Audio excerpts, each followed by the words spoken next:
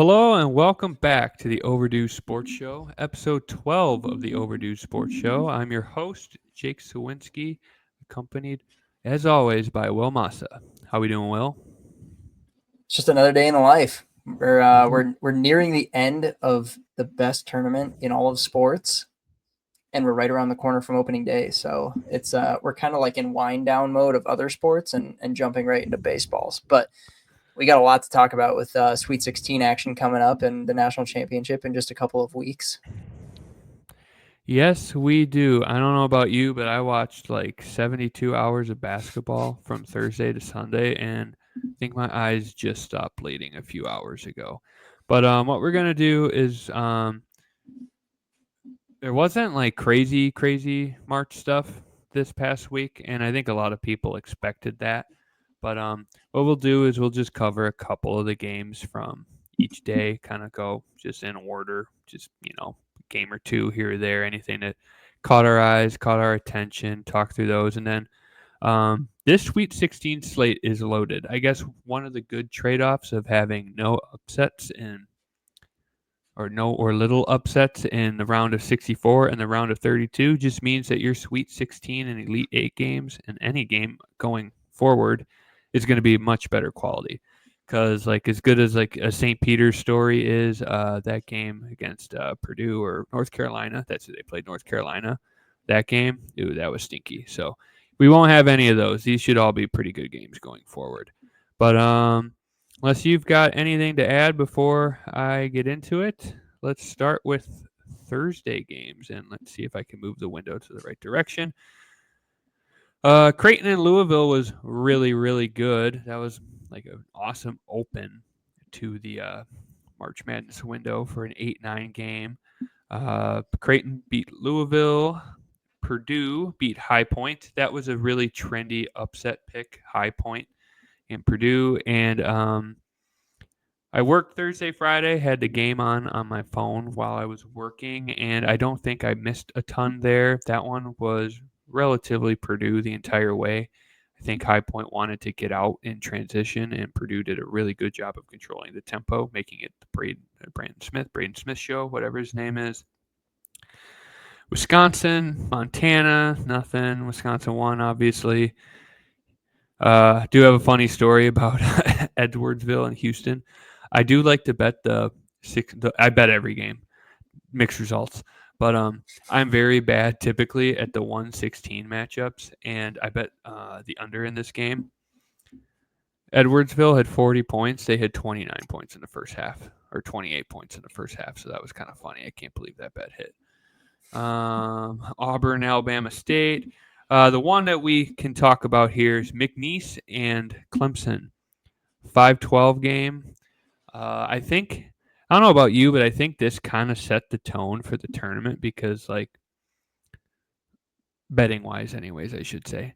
Like, you see that 12-5 win outright, kind of wire to wire as well. I saw a lot of dogs, and that kind of just stopped.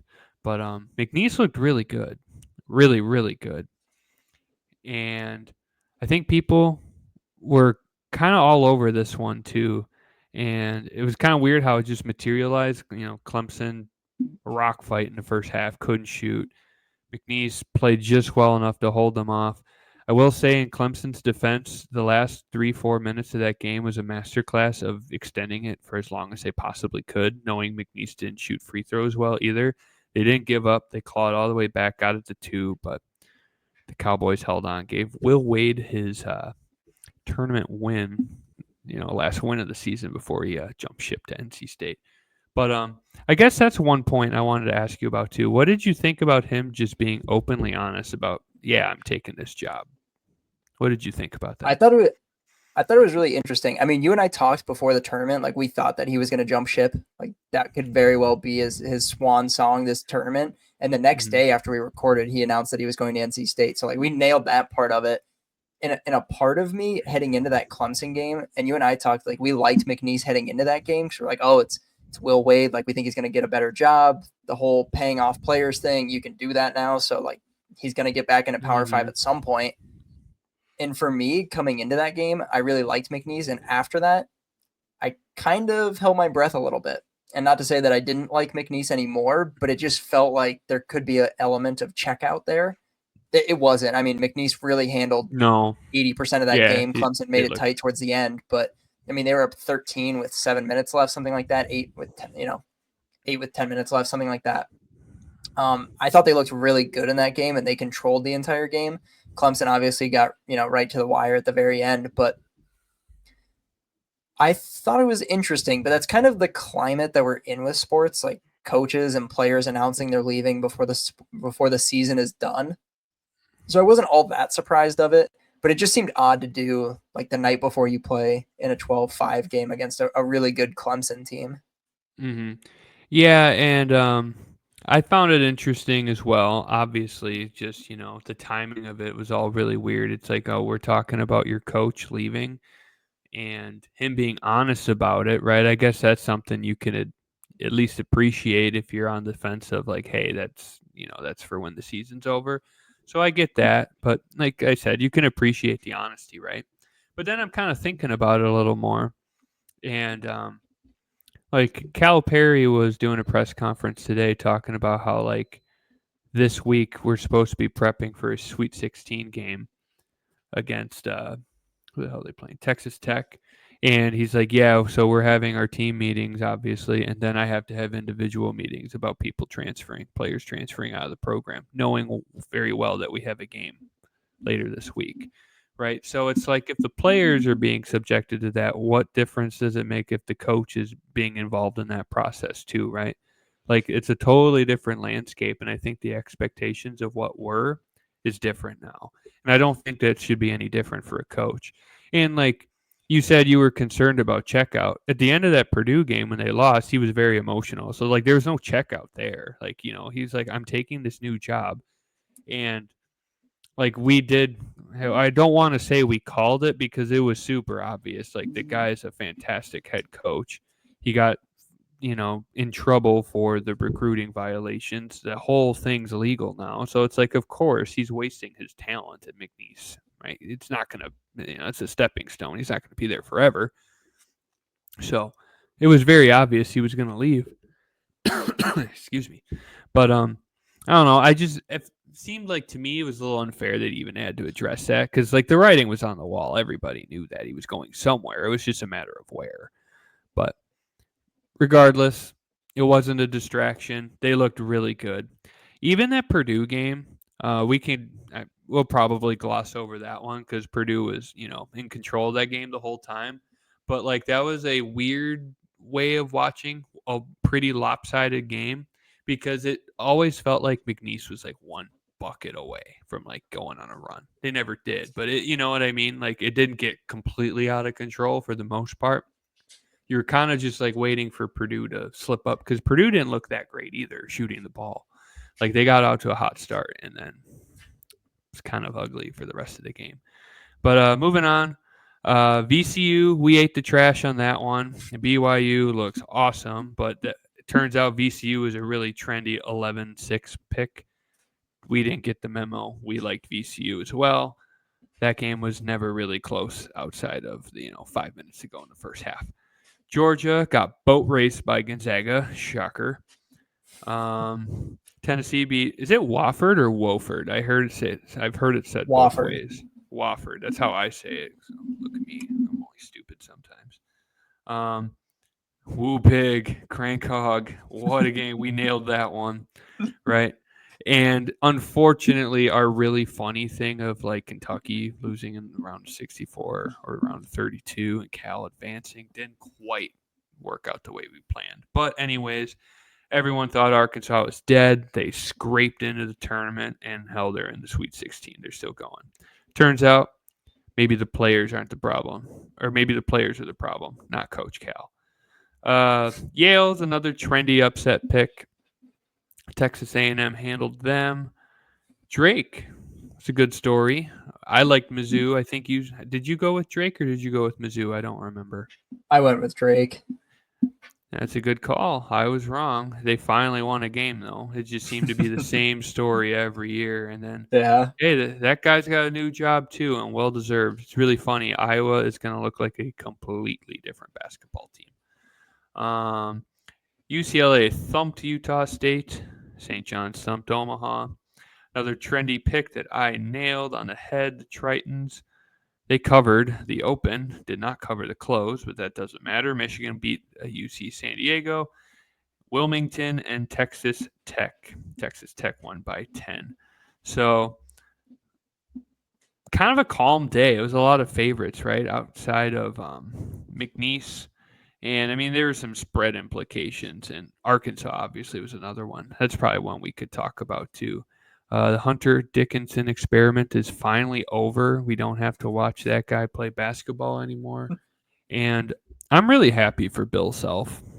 I'm glad this whole season is over for him because that guy is a fantastic basketball coach, and I've never seen a grown man look so like frustrated all season long.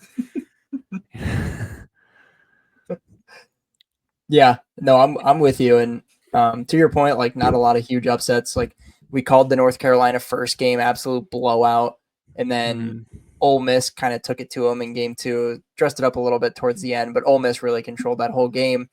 We saw New Mexico finally get the monkey off their back with a win against Marquette, only to lose against Michigan State in the second round, where they just didn't look all that good.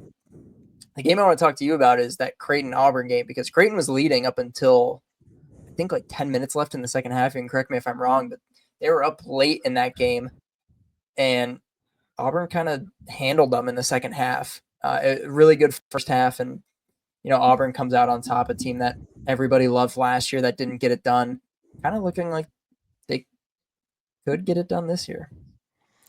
Yeah. The round of 32 game there. I am always a Creighton guy, and I think I had Creighton beating Auburn in my bracket. And for a half, I was like, "Oh, they look really good," and they look good until about 10 minutes into the second half, and then like they died incredibly hard. Like they could make a movie called Die Hard about them. Like they just completely died, and like I guess the spread implications were close, but Auburn's really good, and it just they they have another level, right? Like you just they hit that switch, and they are really really good. There's a reason why they're the number one overall seed still, despite limping into the tournament. They were pretty bad in the conference at the end of the stretch there, but yeah, it was tough for me just because I was pretty vested on Creighton. I always am. Like Greg McDermott's one of the best in the game, and the game plan worked for 30 minutes. And I mean, then there's just a talent disparity, you know, really, really made me sad there. But, yeah, you jumped ahead a little, which is fine. I probably didn't have to read every score of those first games or, the round of 64 games. But, even like you mentioned the Lobos, but outside of that, it was a pretty chalky Friday, even, right? Like there wasn't really one big upset. I mean, if you count Colorado State as a 12 seed being favored, Yeah. yeah, that was uh, just weird, right? If you count that, I guess that counts, but like I don't really know. But there are two takeaways I have. For the first time ever, I hit every 5-12 game in my personal bracket and us doing the show. I think I hit every one. I think I hit 0 of the 6-11 games. Or maybe I got Illinois. I think I changed to Illinois last minute. But I think I got 0 of the 6-11 games, which is pretty hard to do, I think. But I think I got every no, I didn't. Yeah. I think I picked Arkansas. I think I got every 7-10 game too. But I think we that got every was 7-10 game. I think we had St. Mary's, yep, I we had had St. UCLA, Mary's, UCLA, we had Mark Arkansas, and we had New Lobos Mexico. and yep. So I guess we are good for something. It turns out. So we got a couple of them right. A couple of the hard ones, I should say. 6 and 11, I was unusually bad because it felt like I didn't hit any of them, but I did hit one of them. One more game I want to talk about before we move on to the rest of the round of 32. Baylor, Mississippi State. Mississippi State just can't get it done in these tournament No. games ever. I bet Mississippi State. I picked Baylor in my bracket. You said it. I think you were on Baylor. I said Mississippi State to be gross, and gross it was. Like they never get it done, right? It seems like every big game they're in, not even just in March, just like in general. Like they're a good team. I think you can objectively say that, right? They're a good team. They spent the majority of the year ranked, and their head coach is kind of a firecracker. I think he gets them motivated, right? But it just seems like they shrivel up when the moments, like when they need to do something. And there were a couple of teams that I think we did a good job of navigating that, right? Like Arkansas and Kansas was like the most obvious example, but they both did it and we kind of just guessed right. Mississippi State, I just kind of ignored that one betting wise. I picked Baylor in my bracket, but just sometimes it's just too easy, right? It's literally, it's just don't do that. It never works. So, One that we you, were very wrong on that we didn't touch on. We thought we didn't. I don't think we picked them to win, but we did like Akron to hang around with Arizona a oh, little bit yeah, we were so and wrong. Arizona thumped them. Yeah. Well, like they play very similarly, right? The same run and gun style, a lot of 3-pointers. They got boat raced. And maybe that's something to remember for next year. Those teams that play very similar brands, the talent's going to outweigh whatever else, right? I thought maybe Akron could hang around, but like they just didn't hit shots. They didn't play defense. That was an ugly pick. And maybe fading Arizona going forward isn't the move because I feel like maybe that's low hanging fruit because everyone likes to do that. So we're blind sometimes too. We make mistakes too. But the other thing I was gonna say, I don't know if you like consciously thought of this, but like Friday in our group chat, I declared it Robert Morris Day, and I took but 22 and a half. I did the Mean Girls meme, like get in losers, it's Robert Morris Day. The spread was never a doubt outside of like the first 2 minutes because I'm like, oh God, here we go. It is so funny how like visually out talented these 15 seeds are compared to those 2 seeds. It is like comically funny. Like, thank God Robert Morris, spread gods, and like well coached, like really fought. Like they were winning at one point in the second half. Like I couldn't believe it. I'm like, oh my God, this could happen. Because I picked Robert Morris to beat Alabama in my bracket too.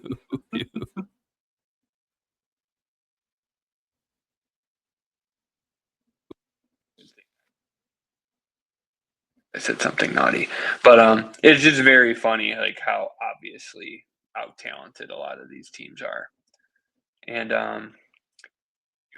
takeaways before the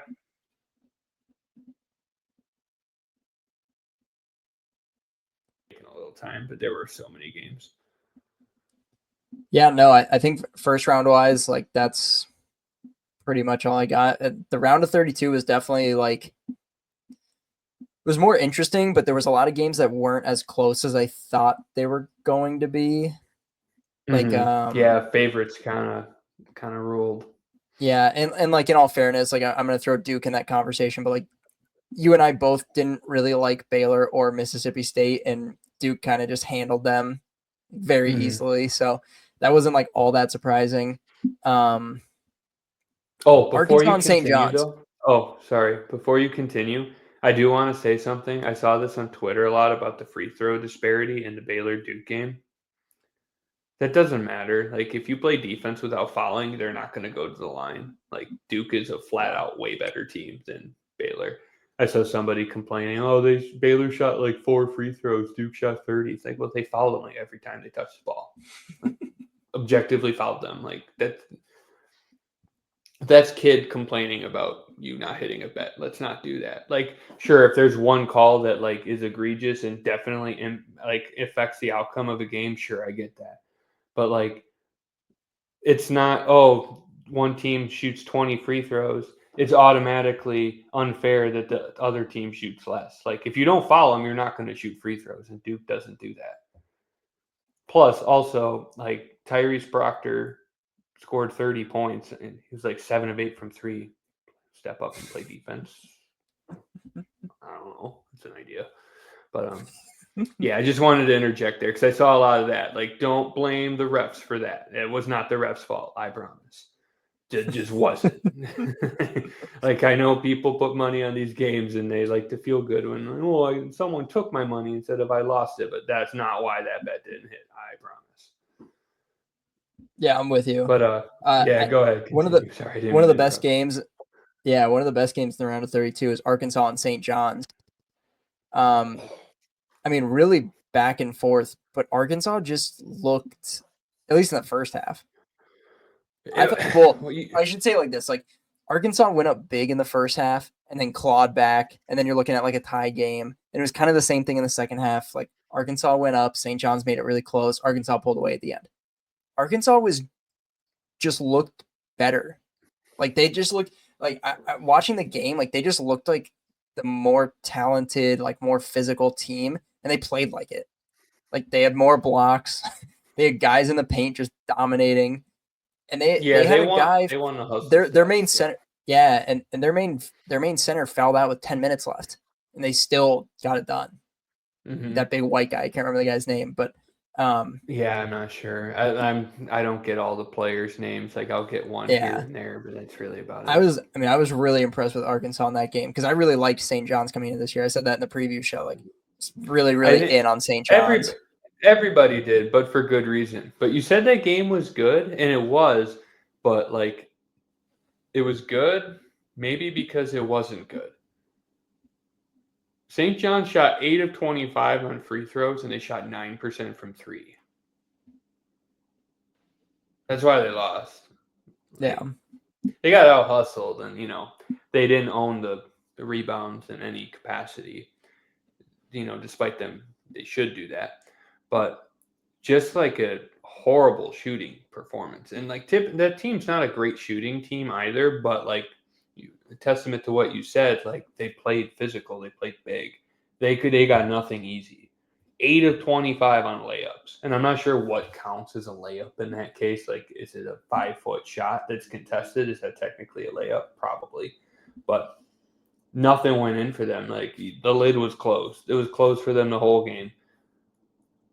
They made it close. I mean, there was every reason in the world for them to just roll over and give up, down 10-12 with 3 minutes left. And they didn't. And, I mean, it's a real shame that one of those coaches had to go home because, like, legends. 2,000 wins almost on that sideline. That's crazy. Yeah. And then if you had Bill Self, and if Bill Self would have won, it would have been the same scenario. That's two guys with like almost 900 wins. Three guys with almost 900 wins. And like between the three of them, 10 national titles. That's crazy. Or 8. Right. Yeah. 3, 3, and 2. All at different schools too. That's the craziest part. It's wild. Even though I don't know if two of those might actually be vacated by one by each coach, but I'm counting them.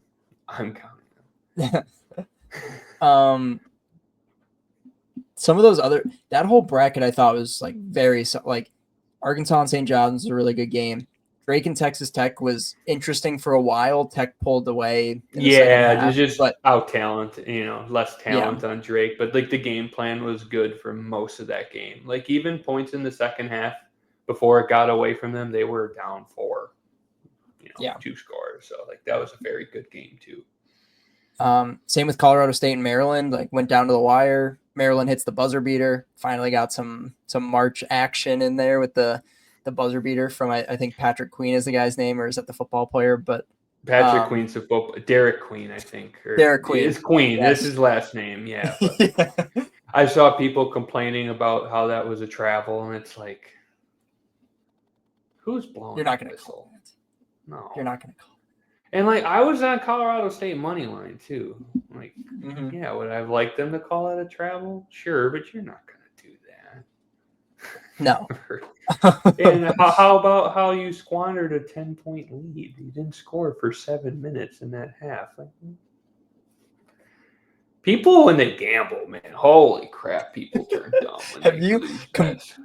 complete side note? Have you been seeing the commercials during March Madness that are like, stop attacking? Whee! No, yeah, Well, that one.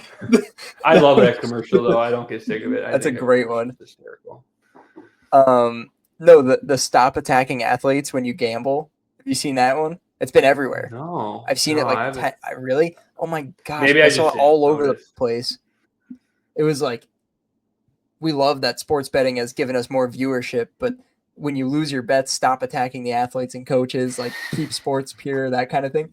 It's Super true. funny. I I thought it mean, was hilarious. it's Oh no, I funny did. because it's like very accurate because when people lose their bets, they are scumbag pieces of shit. The, But the first place they go is to the team page. yeah. Well, I mean, it's Start all tagging dudes. yeah, harassing like the team Twitter account isn't a big deal. Like that's kind of funny. Like as long as you're not like a complete douche about it, like I think that's kind of funny because they have no impact on the outcome of the game whatsoever. It's Like just some they're not. intern. It's like some 18-year-old Yeah, running the the Twitter guy's like, hey, page. I just work here. Like that's funny. But like I don't like when they make it personal. Like with the like you Yeah. really think that it's like you really think they tried to do that? Not even like tagging the people, but like just swearing on like complaining publicly about your bets. Like if you're like with the boys or something, you're bitching about it. Okay, that's one thing. But like if you're tweeting like, oh fuck that team, they ruined. Like come on, grow up. Don't do that. It looks so. Oh, I'm with So you. I it thought looks so hilarious stupid. commercial. You got to look forward to And this round. It'll 100% come up again. okay, I seriously didn't see it, or like I don't remember seeing it. Like I said, my eyeballs were bleeding, so maybe I missed It it. made me cackle. It was one of the first commercials that happened in the Arkansas game. I thought it was hilarious. I was like, no way is this a commercial right now. It's right though. Like don't do that. Oh I'm not a yeah, fan no, of I that. agree. Like hey, I'm I'm all with it. about rage. I'm all about. It's funny. Like don't get me wrong. I think that's very funny.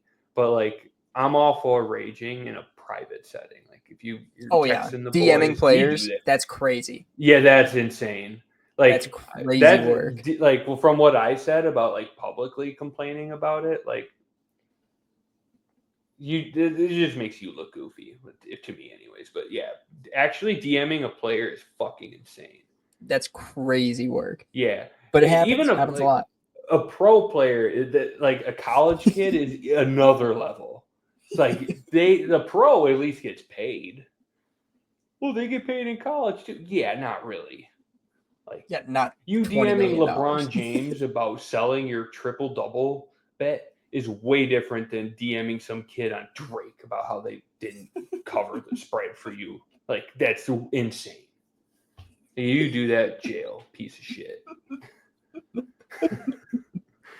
No, I 100% agree. But Yeah. I thought it was hilarious. Continuing on, Florida and UConn. UConn put Florida on the ropes the entire time. That was a Yeah, that's a ridiculously good game. testament to Dan Hurley because like that team is Although so not talented. he went ballistic when he walked into the locker. Did you see that? Yeah, He walked into the locker. that's a bad look. Oh, they fucked us over Horrible because look. they didn't seed us. Dude, you earned an 8 seed. Like you were bad all season. Like your team. I'm all for sticking up for your players, but like your players weren't good. Like Alex Caravan's a 2-time national champion, and we're all like looking forward to him having a fantastic senior year. I think he's a senior. Fantastic season, and we learned a lot about him. He can't create his own shot. Like you had Cam Spencer the year before facilitating that offense. You had Klingon, which is a cheat code. Even the year before, you had Sonogo. Like those are cheat codes, and they can inside outside facilitate your offense. But Caravan can't create any offense for himself. That was the problem all season for them. They don't play any bit of defense, and like it's a testament to him, even though he appeared like a sore loser. Like I think that's lame, but whatever. I'm not making a personal attack on him because he coached a great game. Like Florida was, like you said, they were on the ropes the entire time. I mean, did Florida like make it way harder on themselves by shooting like 4% from the free throw line? Yes, but that was a really good game. It was really back and forth. They played their asses off. So put your cap on that, I guess. But did you see what came of it though? Did you see the whole thing with the reporter? Some reporter that asked Dan Hurley a question. I honestly I don't even know the whole situation. I just saw that the head of basketball operations like reached out to this reporter and was like, you're going to erase some video from Dan Hurley or we're going to ruin your life, we're going to ruin your career. And now UConn is I didn't see facing that. now UConn is facing fines and like lost scholarships for next year. Well, they probably should. I mean, For that? Yeah, that's crazy. It's a little like the ramifications might seem a little steep, but like you're kind of the face of a really large institution when you're a coach, right? Like I'm all for the coaches having some personality, but you got to be able to control yourself in some way, shape, or form, right? You can't be He does tilted not the do that. entire time. Yeah, no, he doesn't do that, and like he's gotten away with that because he's winning. But now that he's not winning, it looks a lot different. Like it looks worse when you're not the champ, right? Like I love the antics, but like there's a time and a place where you need to, you know, let your cooler head prevail. But Oh yeah. I don't know. Pushing on, I thought Michigan looked really good against A&M. I was able to watch that whole one because they played right before Wisconsin did. Yeah, Or it they was a played really like good kind of in game. tandem. Really good game. Michigan looks really tough. Auburn, Michigan is going to be a crazy game. Yeah, they navigated foul trouble that whole game too. And that was kind of the narrative of the whole tournament. Like Michigan loves to turn the ball over, and they kind of survived that.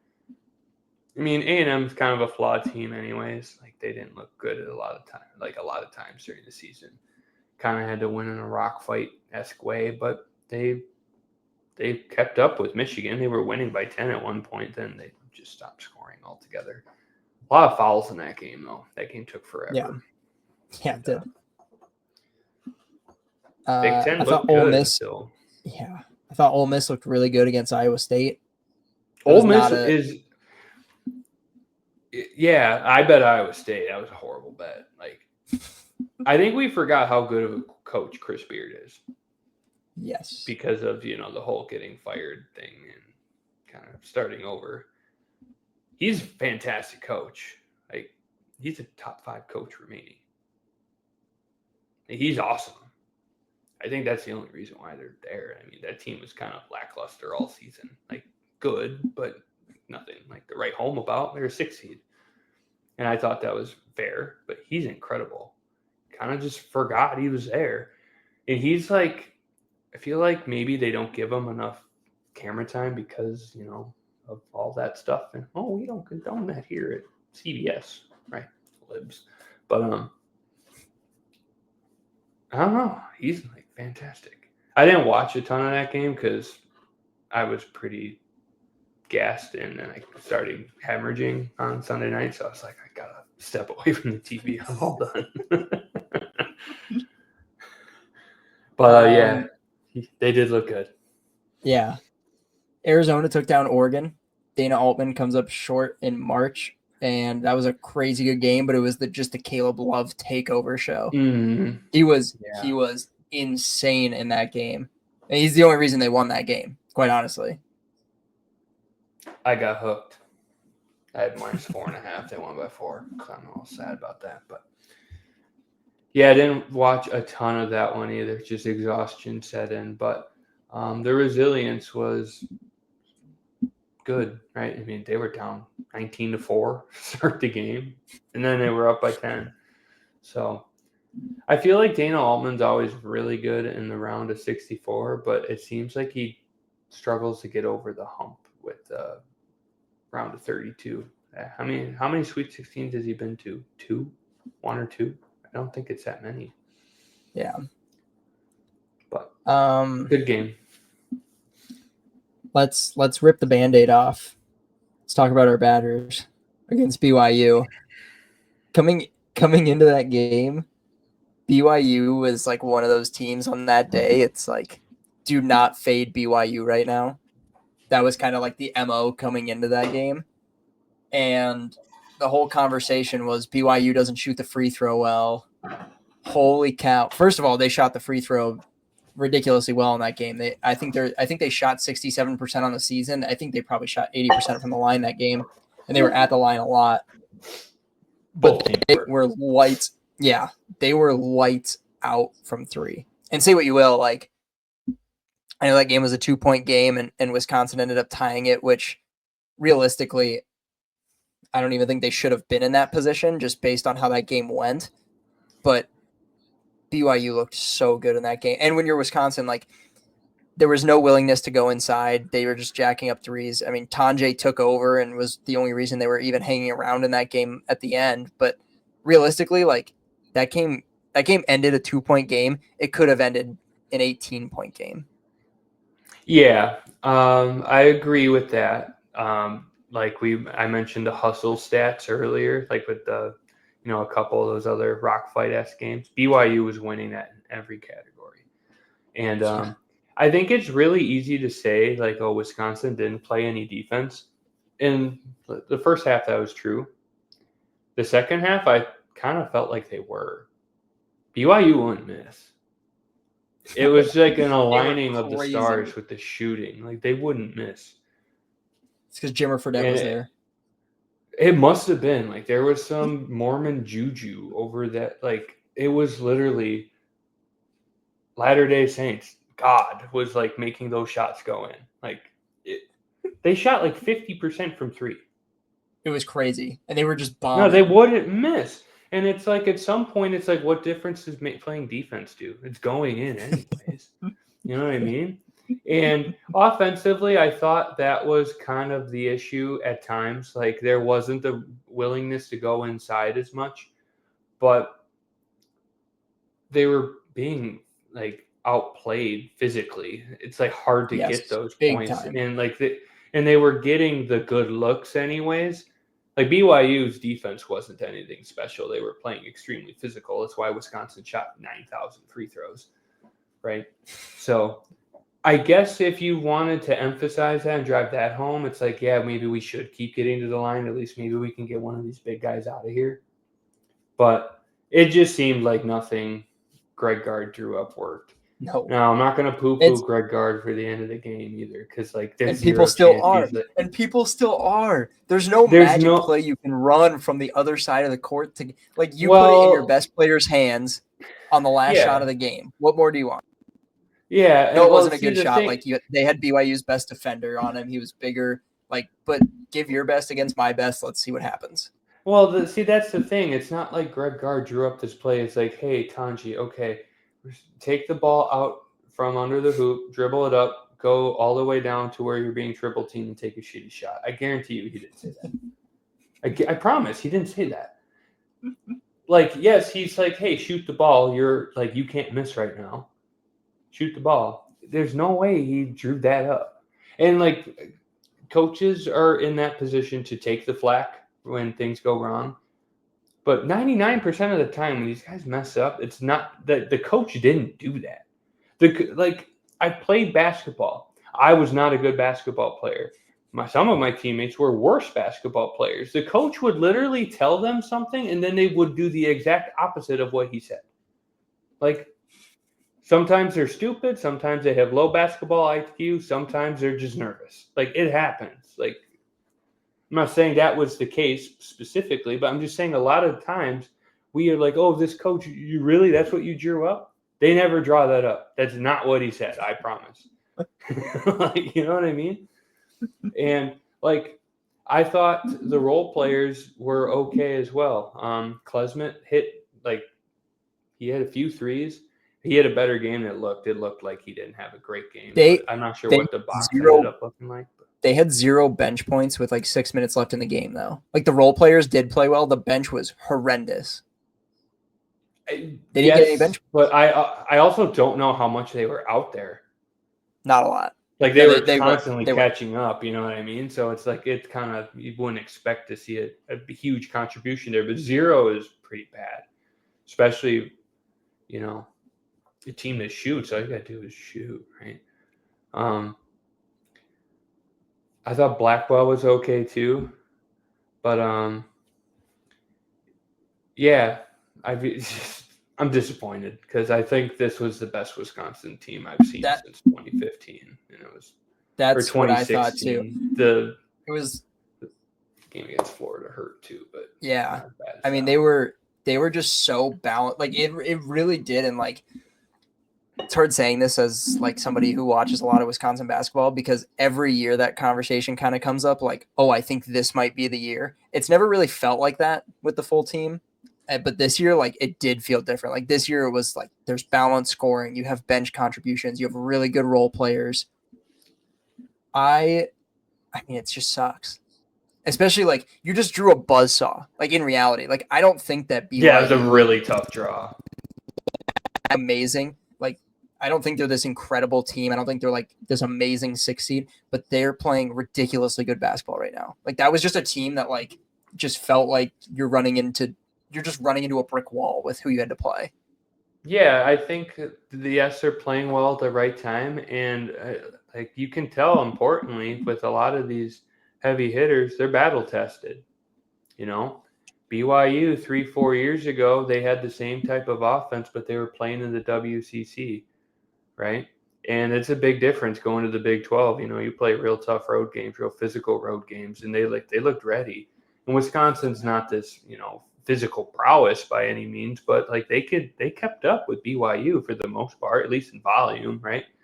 And I mean, like I said, like we talked about, I think the biggest thing to take away from that, everyone's going to gravitate towards that last play, but there were 39 minutes and 45 seconds previous to that. The defense wasn't great. I thought I saw adjustments, but I think it was inevitable. It just seemed like anything BYU made, it took, went in. And Yeah. got to hit shots too. There were some They missed a lot of open good, looks, a there were lot of some good good looks. shots they took, but it's like, hey, one extra pass, you might have a better one. Like, you know what I mean? Just keep cycling that thing. Like, I don't like that. Let's take this shot when one more pass, it's like that's even better. But one thing to backtrack just for a second, one thing that drives me crazy is like I noticed this in the Purdue High Point game, and I know that offense was very deliberate, very intentional doing that, slowing the game down. But I hate when like the kids like drive all the way to the hoop and then pass it out. It's like you could just shoot a layup and then they like pass it and turn it over. It's like you guys are dumb. But yeah, I'm sad. I'm just really sad because I thought they could have won that game. One shot goes in here, a made free throw, anything. Like it's just sad. But before we move on, I've never seen the nut tap flagrant 2. That was So crazy. I can't believe you got it, it out for this next game. I was yeah, trying to figure that out. that's really tough. Yeah, like a flagrant 2 is a suspension, and That's it so looked should bad. have been a 1. I think I agree with that. I think it should have been a 1, but it's definitely intentional. Like I don't think it's intentional, but it kind of is because it's like you swung your elbows. You're just trying to create space, which like is a basketball play, but they protect the groin area, I guess, the groin in the head. So it's like if you hit them in the chest, it probably would have been a flagrant 1. That's But gonna it's hurt them. That's gonna hurt them against yeah, it's their Alabama. best player for sure, or one of their best players. But like Yeah, everybody was Larry Bird last night, like or it was Saturday night. crazy.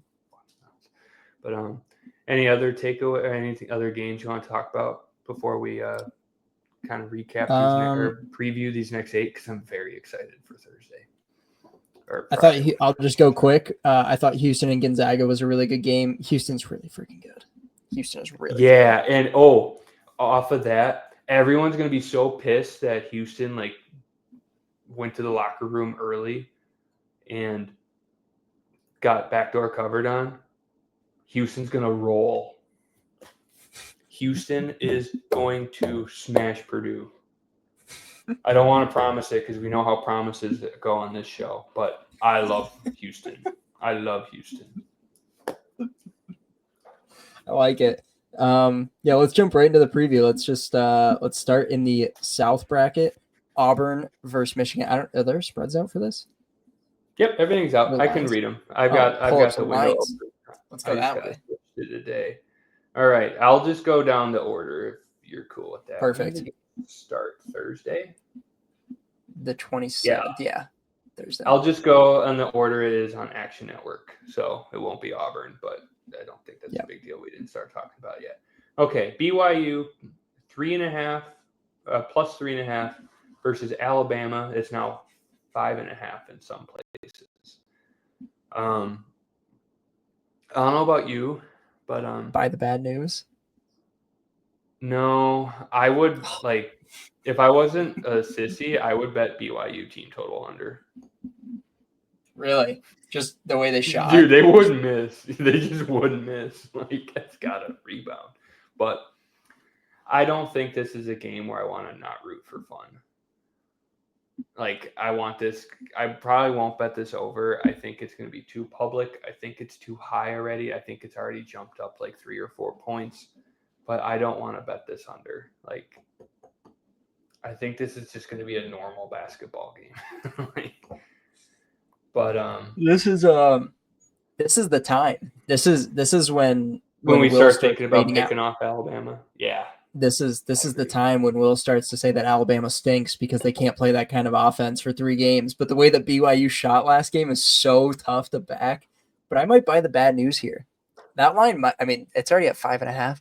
Do I dare say that it might close at 7? Do I get 2.5 baskets with BYU? You might. I mean, If it Alabama gets to looked that, really, really good against St. Mary's, even though they St. did. Mary's They did. played like a D- game on offense. But Give me the Cougars here. I'm going BYU, I, even I at 5.5. agree. I not sure if this is the game yet, but I agree with your sentiment about March basketball and that style of play wholeheartedly. But this is another team that does the same thing. I think BYU shoots more threes than twos. I think They Alabama's do. gotten a little more balanced in the analytics department, but they are like these. They're the same team, less talented. They're the same. So Yeah, I don't know I'm if with this is you. the one yet, but I'm doing it. next game. Okay, next Get out game of is here. Florida and Maryland. I think it was a 4.5 open. It's now up to 6.5, 7. I like Florida here. I like Florida as well. UConn kept them on the ropes all game. Maryland barely got by Colorado State. They were down big at one point. Give me Florida. This might be a smash spot. I don't think you can correct me if I'm wrong if you feel differently, but I just don't love Maryland.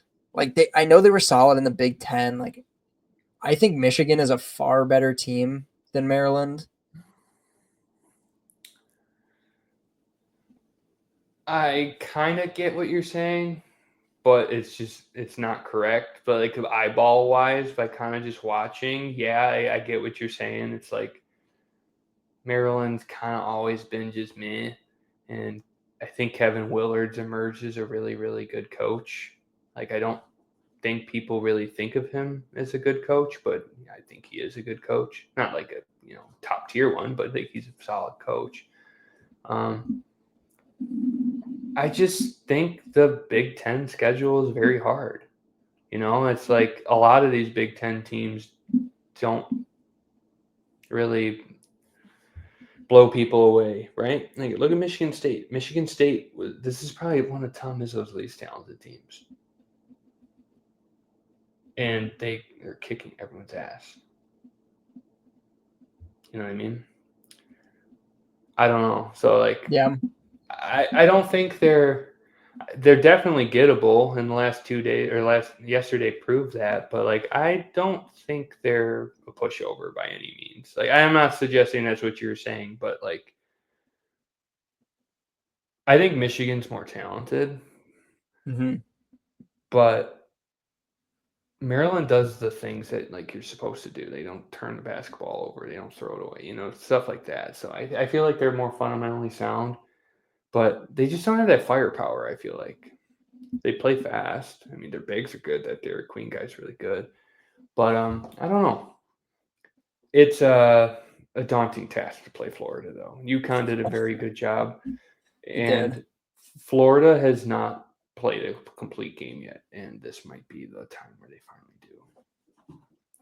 Yeah, I'm with you. I really like the games Florida here. looked about as bad as you could, with the little stuff. Didn't shoot well, didn't rebound well. Like, how do you not rebound well as Florida? Like, you're the biggest team in the country. You're 4-5 or 7-1 and 7-2. How do you not rebound well? I'll hustle. I don't know. Maybe this is where it like clicks. Like I just feel like Florida ran through Norfolk State, but anybody would, and then UConn had them on the ropes. Like I don't think we've really seen the best of Florida yet. So I like Yeah, Florida I'm with you. personally. Yep. Next up, Arizona and Duke. 8.5 appears to be frozen at 8.5. I think the public likes Duke, and that means I don't. I like Arizona. Duke also spanked Arizona early in the season. Mm-hmm. I don't know. This is probably the toughest one because like Arizona's playing really well, but so much of it has fallen on Caleb Love being like incredibly good in the last two games. Mm. And Duke is just an absolute wagon. It's like, I don't think Yeah. it's one of those like I don't really want to fade either of these teams right now. I would I mean, you No. know me, I'm But I'm I'm more chalky than anything. I would be inclined to go with Duke, but I mean, when they played, Arizona was not the Arizona that we have right now. Arizona struggled early in the no. season, so Yes, there's a they little bit of did. disparity there. Maybe Arizona 8.5. I mean that numbers I think is about right. I think that's fair. Yeah, I would agree with that. But like I think this one could go either two ways. It's like, hey, it's too many points. Arizona's trending in the right direction. Duke looked unbeatable for 25 minutes of that game on yesterday. And maybe that line's too big. I'm not really sure. I feel like this is a fade the public play for me though, because it's not like I'm probably not going to be betting Arizona money line. I don't think they're going to win. No. But if I wake up Wednesday morning and that line's still 8.5, 9.5, I think Arizona's going to cover. That's just me though. I mean, I still think Duke's going to win by. It's just a matter of how many. By how many. Yeah. Yeah, I'm with you. The last game on Thursday, it's nicer, digestible. It's 4-4. Arkansas and Texas Tech. Tech is getting 5.5.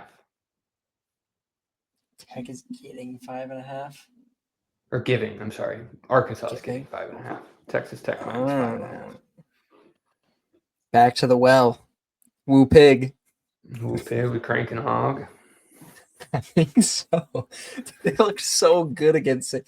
I mean, I know Texas Tech plays that kind of bully ball style too, but Arkansas just looked so physical and so good.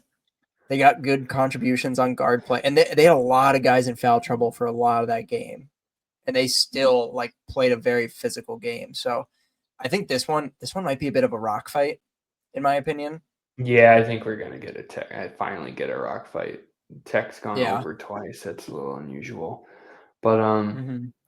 yeah, like I think my heart says Arkansas, but I don't think we've really seen Tech play a complete game yet. Like we No. saw the second half against Drake for the most part, Yep. just wildly more talented than Drake. But I mean, are there letdown spots in the tournament? I don't really know. I don't know. I don't think so. Yeah, beating St. John's that way, like you won ugly, despite there being, scoring 77. That was an ugly win. I don't know. This one's a tough one for me. Because I think that Yeah. line's about right too. It doesn't look weird to me, but I don't know. Leaning the pigs. Leaning the Maybe picks. I think I'm gonna.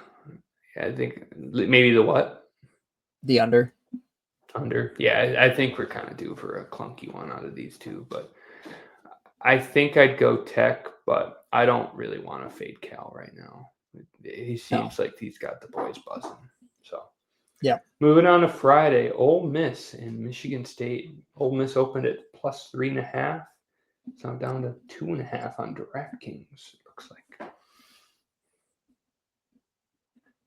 This is a tough one because Ole Miss looked really good against Iowa State, and Michigan State hasn't really played anybody. Like I don't want to like throw shade on New Mexico because I think they're a good team, but like I don't think that team was good. Yeah, I don't think that team was destined to be a Sweet 16 or Elite 18. Yeah, they were flawed. Yeah. Too heavily reliant on Donovan Dent and what's his name, Nelly Joseph Jr. or something. That they're big guy. Like they accounted for like 2/3 of their points in most of their games. So yeah, I'm with you. I think I kind of like Ole Miss. This line looks short to me. This looks short to me. Especially, I mean, I would have thought that it would be a little bigger, like 6 or 7. Yeah, but the way that Ole Miss just beat Iowa State, I think it kind of makes sense. But Iowa State was also so injured. Yeah. You know what I mean? Like, numbers-wise, that wasn't really reflected, I didn't think. But, like, Iowa State's been hurt all year at different times. Yeah. And it seems like they were missing their best player, I think. And I don't know. This looks short to me. I'd go Ole Miss, but I don't know. I think I'm with you. I think I like the Rebs here. I think I do too. I'm a Chris Beard guy, not because he hit his wife, because he's a good coach. Good thing no one listens to these. I'd be canceled. Kentucky and Tennessee plus 4.5 for Kentucky. I believe Tennessee has beaten Kentucky twice this year. I believe you are correct. I think it might be. I mean, are we just on a super highway to a Coach Cal Kentucky? That would be legendary. Dude, that would be crazy. I think I don't like betting Rick Barnes in these situations either. No, I don't either. I think I like Kentucky here. I think I do too. I'm a little scared. I like a lot of dogs so far, but tough to beat a team 3 times. That's all I'm gonna say. That much is true. I guess this is one where I'm gonna look at the narrative for that. Like, fading Rick Barnes is very popular for good reason. For good reason, but doesn't mean I like to do it all the time. Michigan and Auburn. Michigan's getting 8.5. Open at 7.5. Personally, this is a tough one. I think it's over for Michigan. Like, I think so too. That's what I was gonna say. I think it's Auburn here. I think so too. I mean, 8.5 is a lot. It's eerily similar to that Duke Arizona game, but I think there's a reason to like Auburn a little better here. For sure. I think we're getting closer to the prize, and Michigan's kind of been beat up by the public. They're not very well liked, and I think this might be where it catches up with them. You can't turn the ball over against these guys because they'll just go to the hoop and dunk on your face. I could see Johni Broome getting like a technical foul here too. That guy plays with a lot of attitude, a lot of energy. So yeah, I'm with you. You like Auburn too? Yeah. Oh yeah. All right, and the last one, I already alluded to it. Purdue and Houston. Houston's -8 as we speak. It's a big number. I kind of didn't think it was going to be that big, but give me Houston. I like Houston too. I think my logic is very sound there. I think Houston's going to skull fuck Purdue. But then again, it's like Purdue hasn't looked fantastic either, but I also don't think they are fantastic. I just don't think they're that. Yeah, I just don't think they're that good. Yeah, like they're worthy of a 4 seed, but like I don't know. I don't think I can say with certainty they were the best of the 4 seeds. I would probably take. You think A&M? I'd probably take Purdue. Oh, Arizona. Yeah, I mean, Arizona's probably the best of the 4 seeds. I mean, the other 4 seeds were A&M and Maryland. Or is Kentucky a 3? Yeah, Kentucky's a 3. Okay. Maryland and A&M. I think I think that might be a little bit of buzz. We love buzz because of the 3-piece suits and the sweating, but Love the buzz saw. Coach Buzz isn't clutch, that's for sure. I don't think he's ever been to a Sweet 16. But yeah, I think Houston's gonna just skull fuck these guys. I think we said it in the initial preview. Like this year just feels like the Houston year. Like it feels like the last couple of years everyone's been Houston. Houston's yeah, I my like that a tournament lot. champ in my bracket. I bet him today, like plus 450. It was a little late, but like I don't think that would have changed very much. Seems like this is the first year in a while that the narrative hasn't been Houston's going to run Houston's everybody. Really good, yeah. Yeah. So that's why I liked them because I'm like, okay, can we agree? Minus last year, the favorite in everyone's bracket pool doesn't win, right? Like Duke and Auburn. Usually not. Winning. Yeah. Usually not. UConn was like the lone exception last year. Oh, fun fact, Dan Hurley has never not covered a tournament game. Is that true? My knowledge. He's covered the last, how many games did they play? 64, 32, 16, 8, 4, 2, 5, 12 in a row. That's great. I actually didn't know that. Yeah. Well, no, maybe not every game. I think Iona covered against UConn in their first title run when Rick Pitino was still there. I think Iona covered that game. But they have not failed to cover since. Pretty crazy. Did not know that. Yeah. More you know. Either way, I like Houston. I think you do too. Anything else? This is a long show. A lot of ball recap, and I'm tired. A lot of ball. No, we got games in 2 days, so we'll be back next week to recap those games.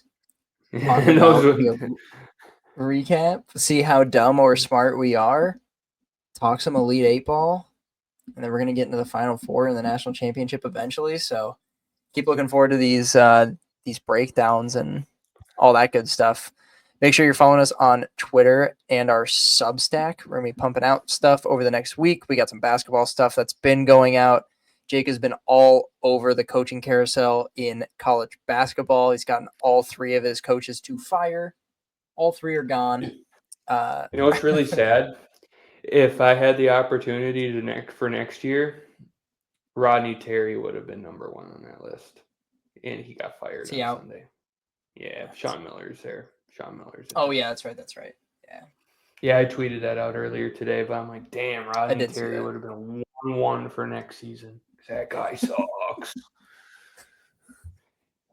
He always looks fly as hell, though. Those glasses are super cool. He always looks nice, but they suck. Make sure you're subscribing, and we will see you next week. Baseball talk.